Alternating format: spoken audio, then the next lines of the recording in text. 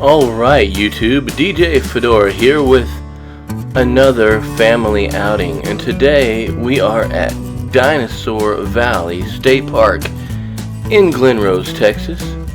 One of the really cool things about this state park is as you come into it, you're greeted by these two huge dinosaurs, kind of a Tyrannosaurus Rex and a Brontosaurus style dinosaur. But furthermore from that is that this is an actual, just 100% true to life state park. Very well maintained by Texas and the National State Park Commission, but also really fun place because everybody knows about it, so they all come here. So you get to meet a lot of different people and see a lot of walks of life here. Now, as you come into the park, you see this sign here for the Blue Hole site. This is a swimming area where you have a underwater shelf that actually just drops into this big blue hole, and people love to jump in there and swim there. It's a very popular area of the park, and these little placards are all over this little area here. This sign is talking about the ballroom side of tracks, where there's a whole bunch of dinosaur tracks in one little concentrated area. It looks like dinosaurs are dancing. And this next placard is for the Taylor site, where there's a good line of tracks of one of the meat-eating dinosaurs. And unfortunately, both of those areas were underwater because we had just recently had a lot of rain prior to Memorial Day. And as you would expect, the rain brought some higher water at the sites.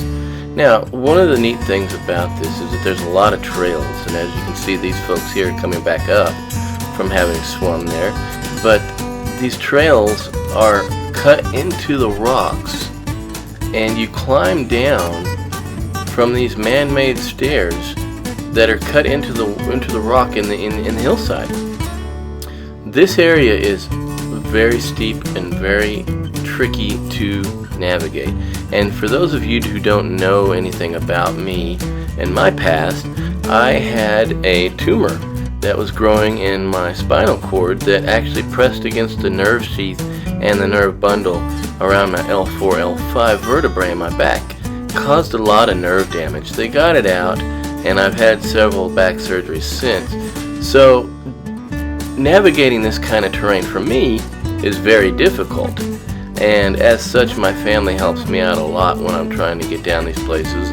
They give me some support and an arm to balance on, and unfortunately, usually after going to one of these places as a family, I pay for it pretty bad the next day. In fact, I start paying for it that night.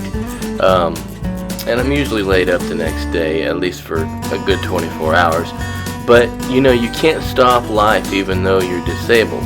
And I try to get out and do things with my family as much as it's possible, because I don't want to miss out on my kids growing up, and I don't want them to miss out on me being with them and being a father for them and having fun with them. So on a whim, we decided to come down to Glen Rose today and check out the dinosaur tracks. And we checked online, and it said the dinosaur tracks were visible, but what it didn't say was that only one of the 4 major sites for the tracks were visible. So as we made our way down the area here, trying to get down to the tracks, we kept running into roadblocks, and those roadblocks would be you had to navigate a really, really steep hillside to get down to the actual water line in the river, and I just couldn't do it. And so as such, my family, being as supportive as they are with my physical limitations, turned around and went back, and we're in an effort to find an area that was better suited for me to be able to get down to the water line. And as we kind of tramped around, at this point we are pretty lost because these trails do go for quite a while, and they go in quite of a considerable distance for little trails. But we're heading back up at this point because we kind of regrouped and talked about it, and we decided that when we had come in, we saw a large congregation of people further down the way just a little bit from where we were.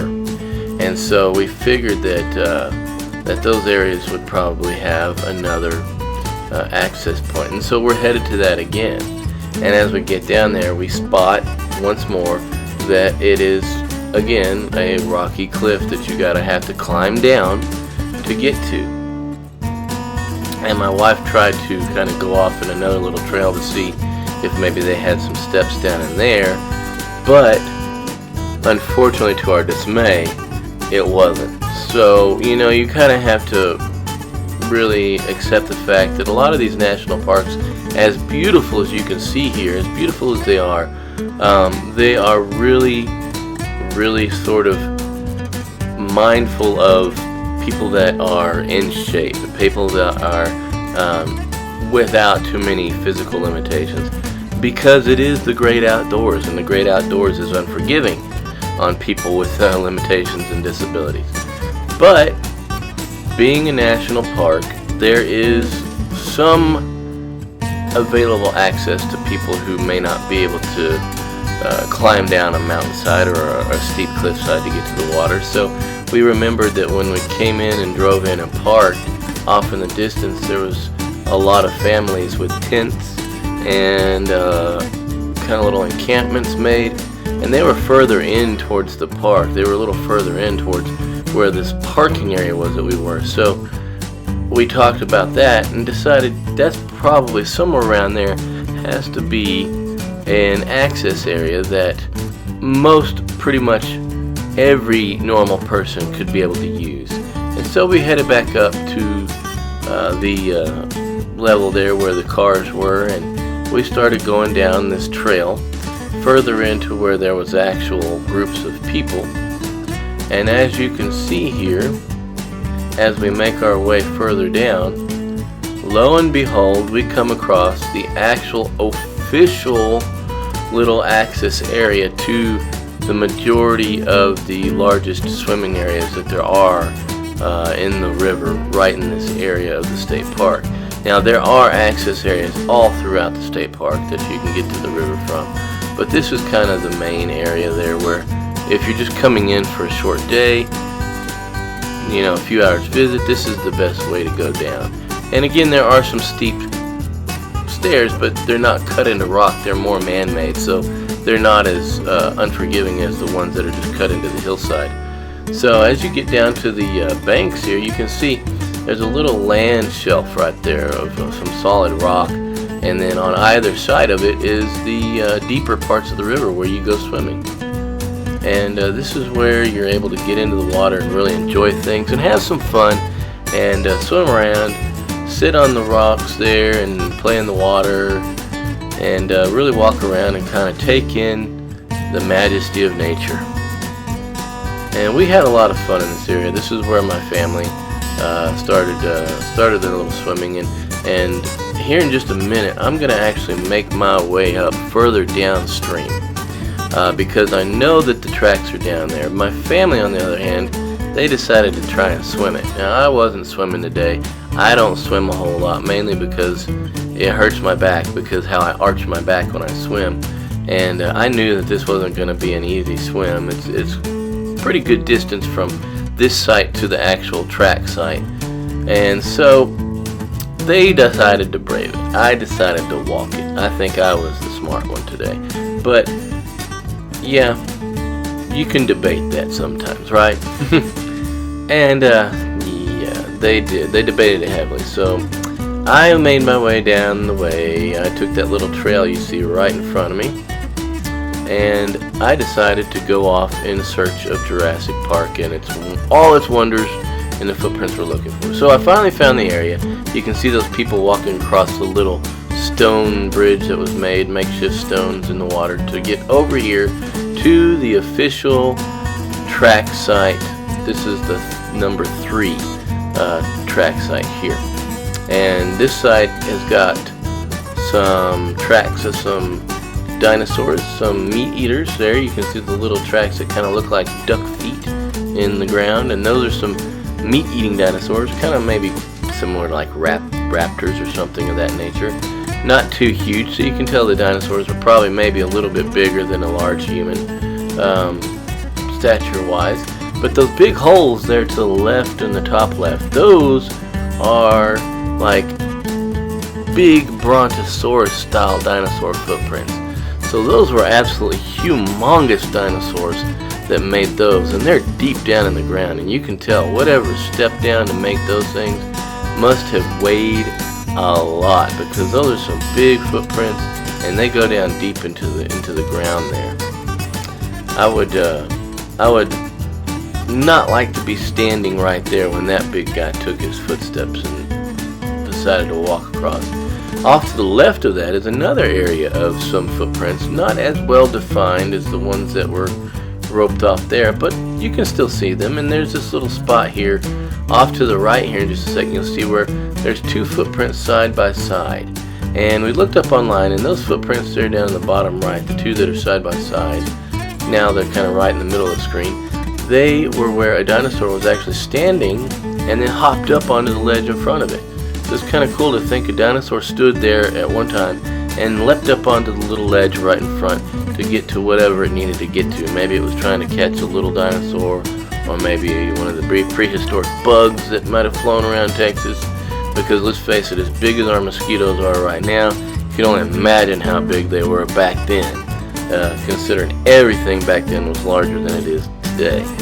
So this is the back side of the track area, looking kind of down southward from here, and the tracks do reach a pretty good considerable distance long, but they're not quite as impressive as what some of the other areas are. So I was a little bit disappointed that we didn't get to see the other sites because they were underwater, but at least we got to see these, and you know, maybe one day we'll come back and see it again. But it really is humbling to sit and think about the fact that these massive creatures once roamed this earth and walked right where we are standing today, and not because somebody told us that they did, and because some bedtime stories said, yeah, dinosaurs lived then, but because you can actually see where they walked.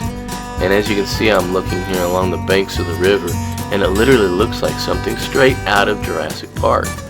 It's all mossy and hangy and looks all jungly, and it just looks like a place where dinosaurs would be. Now, as I'm walking away from the little site here, I decided I might better check on my family and see what kind of progress they were making in the river, because they had decided to swim on upstream, or downstream actually. And so here I am checking back on them, and I'm walking along with my camera, and I finally spot them and see where they are, and they haven't made it quite as far as what I thought they would have, but they are slowly making their way back and to where the tracks are. And you can see there they are, here they're coming, slowly but surely making their way. And apparently the water gets pretty deep in some areas, so they're all very strong swimmers, but my youngest daughter started getting a little bit tired, and so she had to piggyback on each other's backs there for a little bit. My son helped her, then my older daughter, and then mommy helped her. And so when she finally got rested up there, she started swimming again on her own. And she is a very strong swimmer, but you know, when you're making a long track like that and haven't ever done it before, it can get pretty tiring on you. So luckily, in most of the areas in the river, you can touch bottom and you can walk along. And I came back around to take one more look at the tracks here, because I still just can't believe that these are actual physical reminders of a time millions of years ago that's now been completely forgotten about, except by what we have from history to tell us about and speculate. And yet here we are standing right here where there's actual physical reminders of what our world was like millions of years ago. It's very humbling to me. I think it's really cool. I think it's really interesting to daydream and imagine these huge, massive creatures. We still don't know what they look like exactly. We have an idea, and we're always continuing to look back on our history to hopefully prepare us for our future. Now guys, I hope you enjoyed the video. We had a lot of fun out here in Glen Rose, If you liked the video, please hit that like button. You know how it all works. Subscribe to the channel, keeps things going, and keeps us moving along making new videos. Don't forget, we aren't anonymous, but we are everywhere. And until we see you guys again, we bid thee farewell. Good night.